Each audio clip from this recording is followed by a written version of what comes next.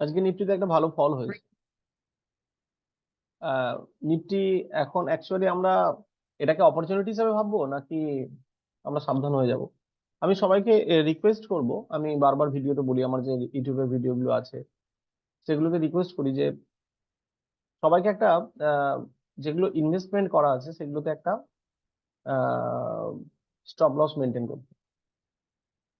যদি swing trading এ হয় অবশ্যই স্টপ লস মেনটেন করতে হবে, আর যদি আমাদের ইনভেস্টমেন্টটা লং টার্মের জন্য হয়, যে স্টকগুলো লং টার্মের জন্য কিনছি আমরা, নেক্সট জেনারেশনের জন্য, বা আমার কোনো গোল সেট করার জন্য যেটা বেশ কয়েক বছর পরে হবে, সেগুলোর ক্ষেত্রে কোনো অসুবিধা নেই। কিন্তু একটা ব্যাপার মাথায় রাখতে হবে যে এই যে কারেকশনে মার্কেটটা কম, মার্কেটটা পড়ছে, স্টকটা স্টকটা কারেকশন হচ্ছে, অ্যাকচুয়ালি সেটা কারেকশন না, স্টকটার ভ্যালুটা কমছে। অ্যাকচুয়ালি ভ্যালু কমছে না স্টকটার দাম কমছে, দুটো কিন্তু ডিফারেন্ট জিনিস। অ্যাকচুয়ালি স্টকের ভ্যালু কমা মানে স্টকের ফান্ডামেন্টাল কিছু পরিবর্তন হচ্ছে, স্টকের বিজনেসে কোনো পরিবর্তন হচ্ছে, স্টকে ইন্টারনাল কোনো প্রবলেম হচ্ছে।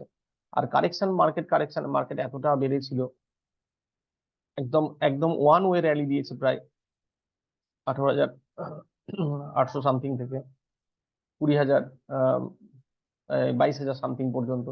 এটা 17% র্যালি অনলি 84 ডেজে, মানে 3 মাসের মধ্যে।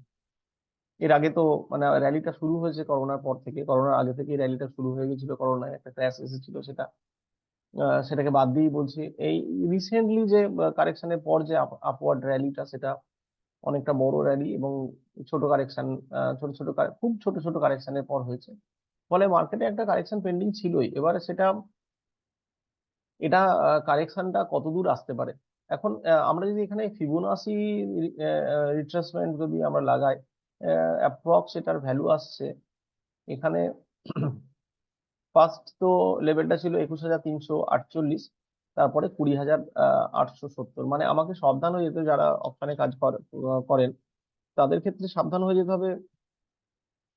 20,800 সামথিং, মানে 21,000 এলেই আমরা সাবধান হয়ে যাব। মানে এর পরের লেভেলটা 20,225-এর আশেপাশে। মানে এখন হতে পারে কালকে, আগামীকাল, বা এই উইকের আগামীকাল ছাড়া পরশুদিন ট্রেডিং ডে আছে, এক্সপায়ারিও আছে, মান্থলি এক্সপায়ারি। সো এখানে 21,200 থেকে একটা বাউন্স হতে পারে, অথবা 20,800 অড লেভেল। কখনই একটা পেইন পয়েন্টের লেভেল হয় না এগুলো।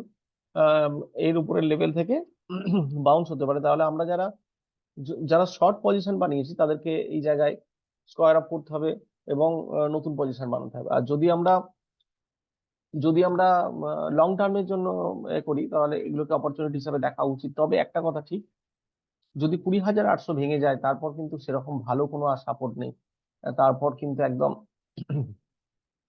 মোটামুটি আরো 1,000 পয়েন্ট।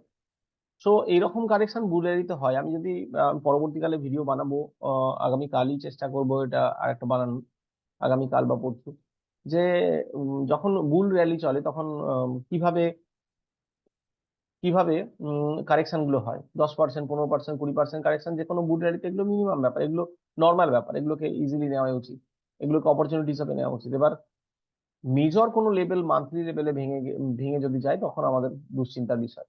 তাহলে ইনভেস্টমেন্টে আমাদের কোনো সমস্যা নেই, আমাকে শুধু দেখতে হবে কোম্পানিটার ভ্যালু কমছে না, কোম্পানিটার প্রাইস কমছে। প্রাইস আর ভ্যালুর মধ্যে হিউজ ডিফারেন্স আছে, এটা বোঝা শিখতে হবে আমাদের।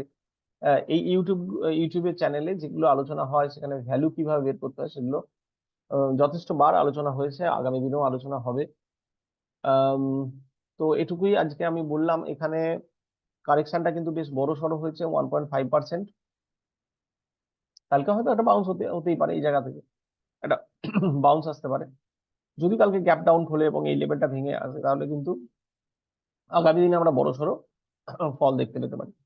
কারণ এখানে এই যে এইখান থেকে যে র্যালিটা হয়েছিল, সেটা এরকম বড় একটা ক্যান্ডেল দিয়ে কিন্তু বিয়ারিশনেস দেখা যাচ্ছে। এই বিয়ারিশনেসটা যেটা ছিল, যেটা এই 20 ডিসেম্বর যেটা হয়েছিল, আর 23 জানুয়ারি যেটা হয়েছে, দুটো ক্যান্ডেল দুটো একই রকম হলেও এটার পর কিন্তু র্যালি হয়েছিল আবার, new all time high touch করেছিল।